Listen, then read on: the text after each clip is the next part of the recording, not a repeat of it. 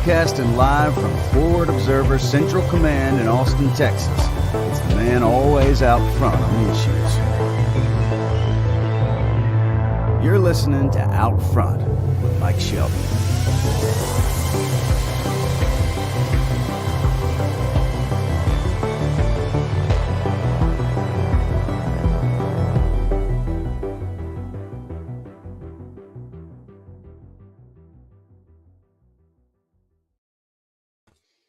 Hello and good afternoon, everybody. Welcome to Out Front. I'm your host, Mike Shelby.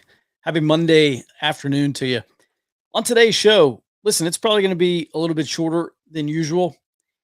When I got off work on Friday, I took Jack Goldstone's book, and because we went in that town, and I thought, I've got 48 hours off. I need to get maybe a couple hundred pages into this book again this weekend and actually take notes on it this time. What I've started doing is when I read a book, I highlight everything that I think is important. And then I go back and I transcribe a summary of those notes. And I'd really like to do that with this book. And I had 48 hours off and I read for approximately 0 hours of that time, unfortunately. But that's not going to stop us from talking about conflict and collapse today. First of all, hello, everyone in the comments. Over on Twitter, I asked a question which I'm about to share with you. And it's about emerging conflicts, essentially where have conflicts or where have future wars not started yet. And I got a lot of interesting responses, which we'll go through.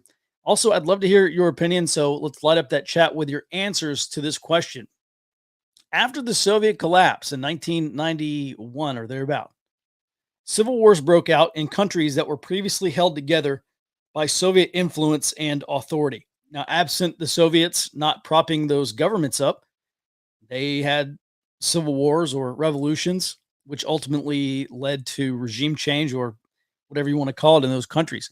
Can we expect the same when the U.S. empire collapses? And if so, where can we expect these new conflicts? While we're waiting, I want to talk about, go ahead and put your answers in the comments, and maybe let's just pick our way through these. While we're waiting, I do want to read or I share with you some notes from Jack Goldstone's book which is pretty interesting, about this movement called the Levelers. Now, you may have heard of this 17th century movement in England called the Levelers, and they were promising equality and popular suffrage. And they wanted to, I think the name probably came from, they wanted to level society or level the hierarchical society. And not many people know. I guess if you know about the levelers of the 17th century, you're doing much better than I was. However, that is actually not the first time we have had a leveler movement here on Earth. Back in starting in the 1370s, all the way out to the 1600s, in China, there was also a leveler movement, and they fomented protests They fomented popular uprisings, revolts, rebellion against the Ming Dynasty.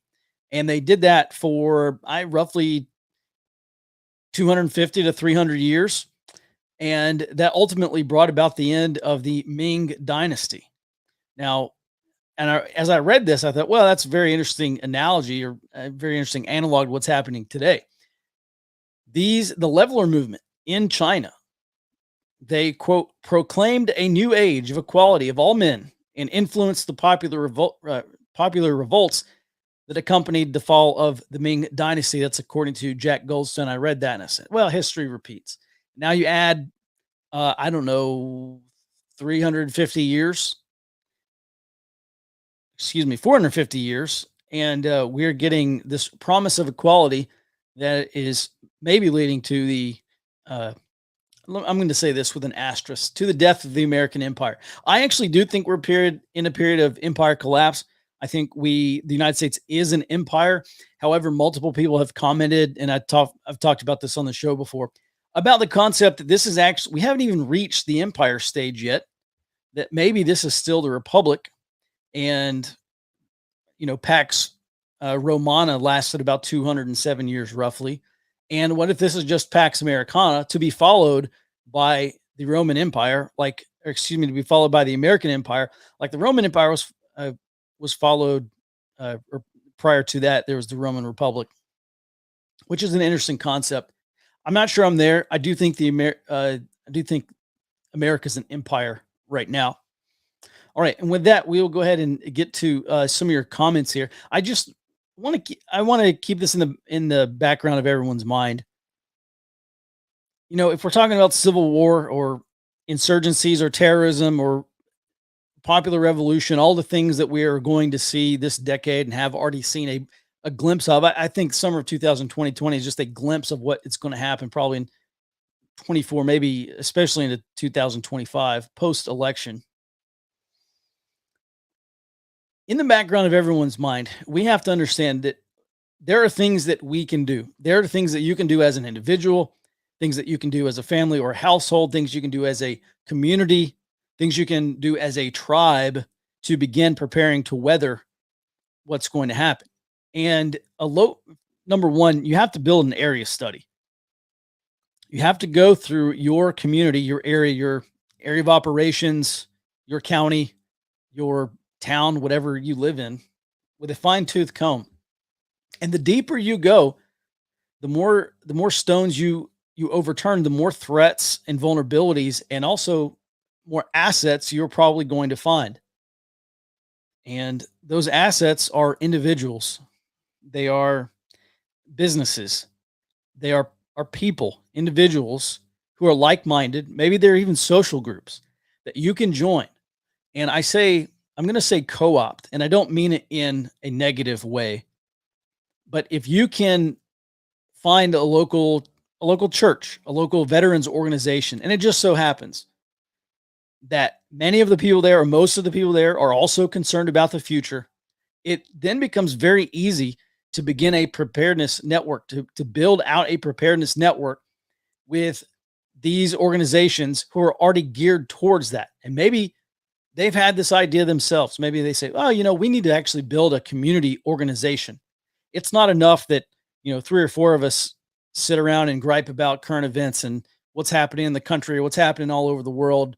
We need to come together and we need to start insulating our community. We need to start working on projects that are going to give us a strategic advantage in the years to come when the bottom falls out of this place. And on that topic, everyone needs to be, once you have your area study done, you have to start building an area preparedness network. And you can call it whatever you want. I prefer preparedness network because we are preparing for everything from tornadoes to hyperinflation to Russian or Chinese nuclear weapons, whatever, right? Whatever floats your boat, whatever keeps you up at night. And when people come into this group and they have their own opinions that I think are outlandish, my job is to not talk them out of that. Maybe the more they hang around me, the more they'll realize that they should take a methodical, systematic approach to threat analysis. And maybe they'll realize that whatever they're preparing for is just not very likely to happen. But my job is not to talk them out of that. My job is not to say, you shouldn't be worried about North Korean EMPs, or you shouldn't be worried about hyperinflation, right? Whatever these, I think, at least in terms of North Korean EMP, I think it's a very low likelihood, but the likelihood's not zero. My goal is to steer them in the right direction in terms of preparing. Once you build a preparedness network, it is no longer, okay, how much food do I have stored up, or how much ammo do I have stacked up in my safe or whatever? How many AR-15s do I own that I don't shoot? It becomes now as a community, now as a group of men, typically, there are women in there, but typically it's now as a group of men, what kind of power do we have? And you want to talk about real preparedness, all this stuff about the rugged individualist and, the prepping family that's going to go it alone, or the lone wolf, or, whatever, that's just going to go it alone through Mad Max or whatever.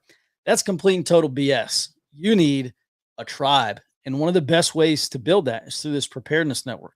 So I've shared this with you before. I'm just going to go over a quick list here on how you can start preparing a preparedness network. And the reason you want to do this is because at a minimum, this becomes an information sharing network. When the lights go off, or when cell phones go down, or internet goes down, or whatever happens, you are going to need to be able to share information, send and receive information from other people, alert other people to what you're seeing, and have them alert you to what they are seeing. If you do not have that, you're at a strategic disadvantage. You want to talk about strategic shock? Things happen, catastrophic things happening to you that you did not expect or that you were not aware of. You can avoid strategic shock with a local information sharing network. And if there is absolutely no other utility that comes from a local network other than this, it is still well worth your time to understand what's happening on the other side of the county, what's happening on the other side of the street, beyond your line of sight, beyond your ability to hear. Understand what's happening out there before it gets to you, if that's what you're concerned about. So I have 4 things you can do here to get started. Number 1, just start with a friend or 2. Grab a friend or maybe a small group of people that you already know, like, and trust, and go out to dinner or have them over to your home or have a barbecue or whatever. Sit around a campfire and drink beer and talk about local threats and vulnerabilities. So, for instance, for us, a big thing is migration or refugees, because our proximity to the coast of Texas, especially Houston, means there are at least tens of thousands, if not hundreds of thousands of people leaving Houston whenever there is a category 3, 4, 5 plus whatever hurricane barreling towards the Texas Gulf Coast. And those people almost always mean increased property crime. And so that is something we can count on year in and year out. Whenever there's a hurricane, we get just a massive influx of people through the area in Central Texas. Now, ultimately, what that means is that I want to make sure in my own neighborhood that we have a neighborhood watch, and we're looking out for each other and making sure that no one's cars or no one's homes are being broken into, nobody's being robbed, etc. when all these criminals come up from downtown Houston. So those are the types of things you can begin talking about. Now, I wouldn't just focus on threats. Also focus on vulnerabilities. How does your area feed itself? How do you get water? How do you get food? How do you get medicine? How do you get all those things? One of the things we learned after Hurricane Harvey is that in a rural area outside of Houston, and listen, if it's not hurricanes, it's wildfires or earthquakes or what have you, whatever, blizzards, whatever pertains to your situation. One of the problems one of the things we encountered after Hurricane Harvey is in the rural areas outside of Houston, there was no fuel for probably close to 2 weeks, because all the fuel that was coming into the area was going straight to Houston, because they got to get Houston back up on their feet. And so, all right, well, there's a need right there. All right. Expect disruption to oil and gas delivery in the area if you live in the outskirts of Houston or rural areas outside there, or even in Central Texas. So those are the kinds of things I'm talking about. Get together with an individual or friend or a small group of people, discuss your local needs, threats, and vulnerabilities. Also, your local assets. Who lives in your area? You can be specific, like Dr. Jenkins, or you can be generic, like, hey, it'd be great if we knew a nurse, if we knew some, I don't know, EMT or paramedic. Oh, great. Johnny, your cousin's an EMT. Oh, great. He lives 15 minutes away. Hey, let's get him to the next meeting. Or, hey, can we sit down and talk with this guy? Can he meet us at a bar, or can he come out on a Friday night and hang out with us, and maybe we can talk about this stuff, right? So now all of a sudden we're kind of being a little more deliberate with building our network. And maybe that guy's not interested. Keep looking. And maybe that guy will come around. Maybe something happens to him, or he sees something on the news and he says, "Ooh, that's really not good." I sure wish I had a group of dudes who were preparing for this stuff. And at the time that he reaches that conclusion, maybe he'll come around. All right, number 2, Once you identify your concerns, those local threats, vulnerabilities, especially assets to recruit or these individuals we can get to know, then ask those people to bring a friend to the next meeting and discuss solutions. And now we have a bigger group. You say, hey, here are the things that we're going to deal with on a day-to-day basis if the worst happens. We have families, we have children we want to protect. We have assets we want to protect. We've got small farms or homesteads we want to protect. And start talking about solutions. What can we do as a group? Now, all the macho men out there, the first thing they're going to come up with is get your AR-15s, and you need an 18x scope, and things got to weigh 40 pounds. I'll put all your stuff on there. And that's maybe that's logical. That is a logical place to start. But I tell you, local intelligence and communication is absolutely critical. So, if we think about shoot, move, and communicate, it's really not shoot, move, and communicate. It's really shoot, move, communicate, medicate, and inform. Really. So the tendency is to focus on AR-15s. Don't stop there. All right. So at any rate, figure out how you can get community involvement. Once you figure out what's going to break, a natural disaster, protracted conflict, some kind of disruption, whatever your concern is, start to brainstorm risk mitigating techniques. Here's how we can prepare for this. All right, number 3. And let me tell you, here's one example. If you have people that run small businesses, or you have people that have work to do around somewhere, and someone in your network loses their job, you may not make a lot of money. You may not pay them a lot of money, but something is in most cases better than nothing.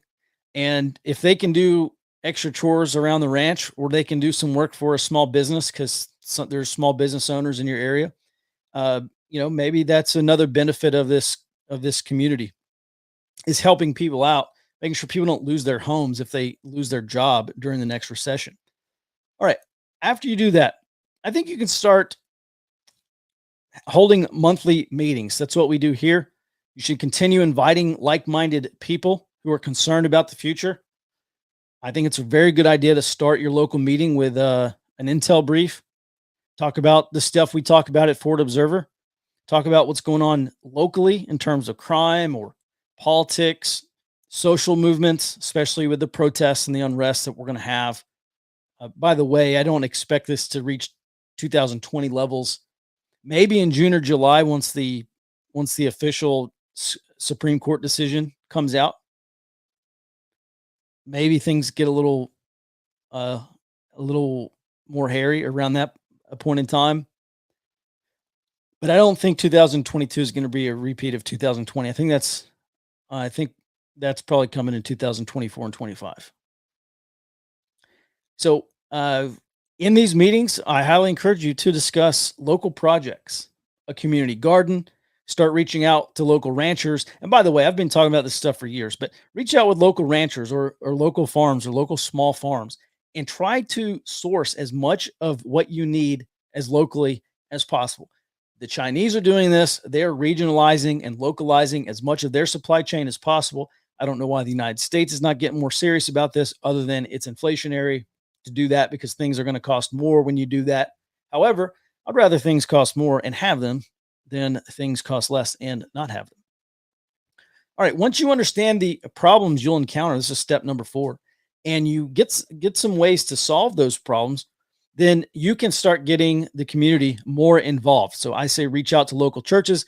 If you can go give a local church a 30-minute presentation on kind of bare bones tornado, hurricane, earthquake, X natural disaster you have in your area, a 30-minute presentation on what they should do, and they follow up on it, then you are increasing the level of preparedness for your area, which means you are decreasing the level of dependence for your area, even if it's just one person or a handful of people at a time.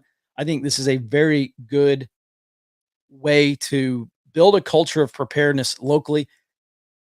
Back 100 years ago, we lived completely different lifestyles.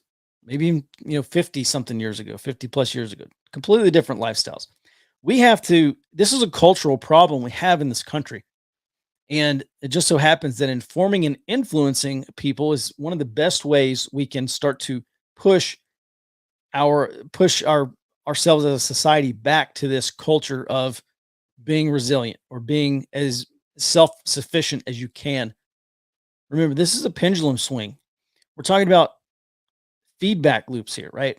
When people go through a problem, this may not be everybody, but when people go through a problem and they get caught with their pants down because they didn't have toilet paper, they didn't have X, Y, or Z, then they're probably going to course correct and make those changes for the next time. So I think a lot of people are open to this idea of becoming more prepared, better prepared. So it's really incumbent on you to inform and influence them to do that. You can start with local churches. Also, reach out to VFWs or American Legion or any veterans groups in your area. Lots of social clubs, maybe in your area that can do this as well. Also, think about distributing flyers to local businesses or make business cards to hand out to people. Like if you see someone with their, you know, they've got their they got their Punisher skull patch on their camo operator hat, and they've got a black coffee BRCC shirt on. All right, we can make an educated guess as to uh, the I don't know, identity of this person. Maybe not name, but we know we kind of know the profile. That's what I'm looking for. We know the profile of this guy. And so hand him a business card. Say, "Hey man, I'm also concerned about the future. I'm concerned about where the country's headed. There's a group of us who meet regularly to talk about these things and to talk about how we can build a culture of preparedness and make people better prepared for the future. By the way, the meeting's next Saturday. Why don't you come along?" Or, drop by wherever and hang out with us. So those are the four things I would do in that order. This requires work. It requires leadership. Someone on Twitter said, I don't know if he's joking or what, but he says, "Oh yeah, I tried to do this and we all just ended up drinking and fighting each other, whatever." Well, that's a leadership problem. And you do need to have leadership. If you don't have leadership, your group's not going to make it. So it's also incumbent on you or someone else to be a strong leader, to keep pushing forward and building this group. And if you fail, you hit a stumbling block. If you skip a couple meetings, don't let the thing die. Just text everybody or however you communicate with them and say, "Hey, we're going to get back on track this coming Saturday." The work you put in today is going to help you build a strategic advantage. A long time ago, I took training from a really great trainer. I think he's still in business at Manalone Tactical, right outside of Savannah, Georgia. And he was talking through one reason why I really like the training is he's talking about the cognitive aspects of a gunfight. And he started talking about psychological advantages. And when you can start to stack psychological advantages on top of each other, you gain a strategic advantage potentially over whoever you're fighting against. And I said, that's applicable to a lot of different areas. And so building this strategic advantage, stacking these advantages for your own group is going to help you maintain an edge against whatever situation you're in. And ultimately, what you're building here is a vehicle to deploy or to exercise political, social, and economic power. Money. By the way, I need to send around this Gray Zone Warlord pyramid here. I don't have it. Maybe we'll talk about that tomorrow. But money is stored power. And, we'll go into it. Everything starts with physical strength and physical conditioning, by the way. So I don't neglect that. It's easy to do. Anyway, I'm happy to answer questions on the topic, but we'll have to come around to it later. So let's jump in here and go through the responses to this question. After the Soviet collapse, civil wars broke out in countries previously held together by Soviet influence and authority. Can we expect the same when the U.S. empire collapses? If so, where can we expect new conflicts? And I was really meaning around the world. However, there are a lot of good responses here domestically. Now, there's a map here. And we won't go into that. So Texas was one. This guy thought there'd be conflict in Texas. Blue cities against red suburbs and rural areas. The ghost. I'm just reading these comments off of Twitter. I see narco cartel influence making a territory grab in the instance of U.S. balkanization. I could see that through Southern California, Las Vegas, and Colorado, possible in parts of Texas. I would say it's already in parts of Texas, but yes. Another comment says, I think there'll be larger conflicts on the southern border with the cartels. Southern Kulak says, definitely out west where they already have water supply issues and water rights disputes. Any place that has natural resource issues like that would see conflicts, I'd imagine. And that's a very, hang on one second. Let me read through these comments. That's a very interesting thought because not only there are water rights and water issues going to get much worse, but there's also land use. And in the case of the Sagebrush Rebellion, or whatever people are going to call it, if it comes back, yeah, I think that's another area where low intensity conflict could take off. Let's see. There was one other question here, or one other comment that I thought was really good. A bunch of people said California. Here we go. Crash of 2022 on Twitter says Mexico, Guatemala, El Salvador, and Honduras are going to have a hard time when remittances and business from the USA are greatly reduced. And that is true because some of these countries, they get 20, 50% of their GDP from remittances from the United States. And if or when that cuts out, i.e. during the next recession, then yeah, that's a good question about what these people are going to do. If these people are subsisting off of their relatives working in the United States, and all of a sudden their relatives are no longer working or no longer sending money back to these places, that is going to be a very large problem. And I don't know enough about these people to make any kind of immediate draw any immediate conclusions that I feel I can talk about right now. So maybe we'll think about that. Also, Thomas Magnum PI says, quote, it's interesting to see the seeming growing number of groups and people that have pretty much skipped over the should we split discussion and are now on the what's it going to look like part. All right. By the way, someone in this chat said in reference to someone else that there was bad advice, and I'm trying to find this comment. By the way, Dustin, or excuse me, not Dustin, Ben, if you have any questions that you see come up, could you please dump them in the chat? Here's one right here. By the way, we had this a really spicy comment section this morning over on the high side. By the way, that's at forwardobserver.com/subscribe if you want to watch our daily intel brief over there. We had a pretty spicy commentary about Civil War II and what that would look like. On that topic, here's a question about Civil War II. Will it be kinetic or hot? If so, will we be able to distinguish our enemies from our friends, and how widespread will it be? That's a good question. So let's talk about this. A civil war,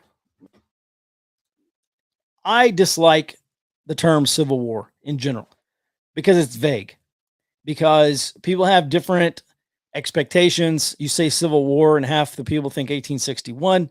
The other half think, I don't know, a fight between gangs or an insurgency or something like that. So what actually is a civil war? Well, there are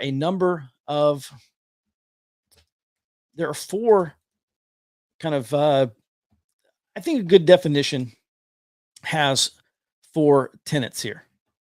And let me bring these up real quick, because I talked about these. Oops. Instead of, there we go. Instead of trying to remember, I'll just read them off here. So the definition of civil war that I prefer has 4 kind of prerequisites here. Number 1, domestic military action. So this cannot be just law enforcement arresting people, right? The military has to be deployed to the streets or to an area of the United States. I think that's the first thing that happens before, or that's one thing that has to happen before we say this is a civil war, because you can have a peacekeeping operation, you can have a police action where the government is not a belligerent, and in that case, it would not be a civil war. So, for instance, uh, putting down a riot would not be a civil war. And that leads me to the next point: government involvement as a belligerent. So this is not just a war between citizens. The government and the military is involved in part of this war. There's actually war fighting going on by the government, by the military. I think that's another thing you have to have before you say this is a civil war. Otherwise, we can have, like I talked about this morning over on the high side at Fort Observer, you can have, Proud Boys and Antifa shooting each other in the streets, and that's still not a civil war. It's a low intensity conflict. Okay, so I think a fairly big difference there. The next is capable fighting on both sides of the conflict. So you cannot have a genocide, for instance, carried out by the government would not be a civil war if the other side is not capably fighting back. And number 4, I think this is the most kind of the vaguest part of these four prerequisites here. But Singer and Small, I think they called it, I think the book's called At Arms. I don't know. I read it a long time ago. They said you have to have 1,000 combat deaths in a 12-month period, i.e. sustained fighting, before that becomes a civil war. And I think 1,000 is somewhat arbitrary. I think the United Nations says something like as low as 25 combat-related deaths in a calendar year. Obviously, we're not at 25, not even scratching the surface of 1,000. So I don't think we're in a civil war right now in this in the United States. I don't think we're in a civil war in 2020. That was really a low intensity conflict, like a popular revolution. I mean, that's really what 2020 was. So let me just, while we're on this topic, actually, you know what? It's 2:32 Central Time. We're going to come back to this tomorrow. We're gonna go back into Civil War, and I'll talk about some examples that I think are important to understand. All right, and if you want to stand by, I'm going to read through these comments real quick. Let me see here.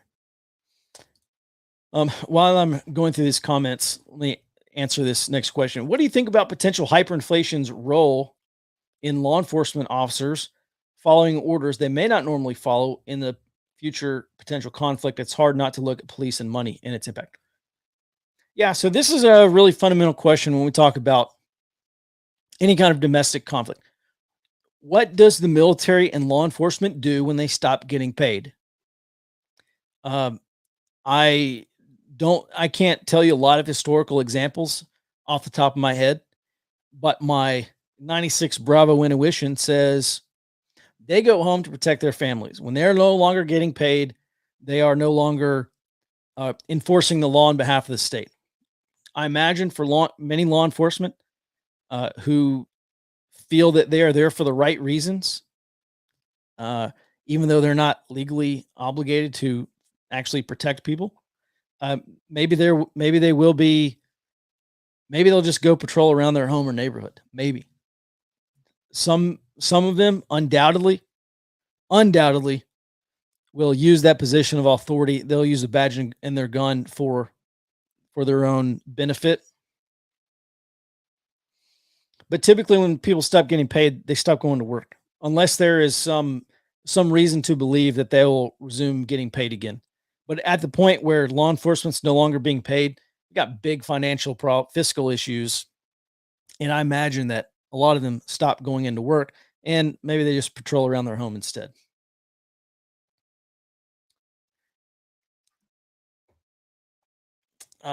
Man, how can we support law enforcement in currency collapse?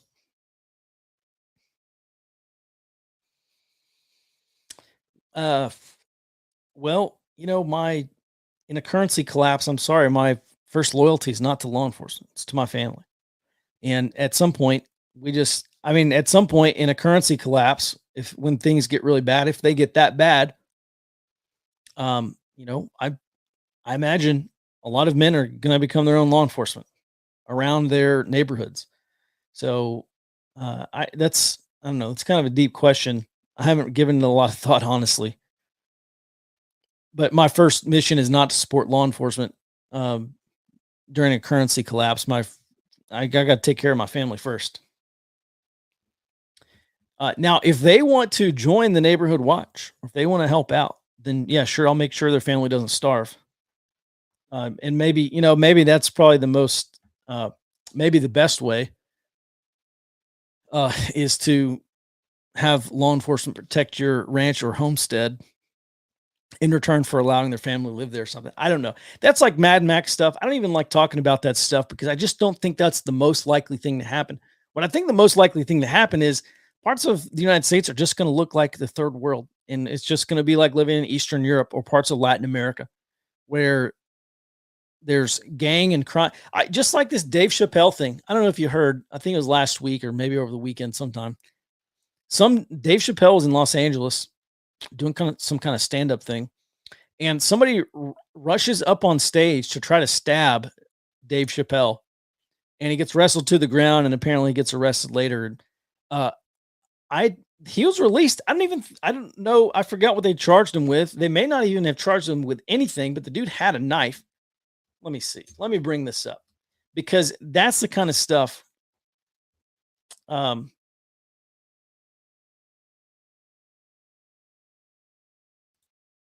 Yeah, apparently he was not charged with a felony.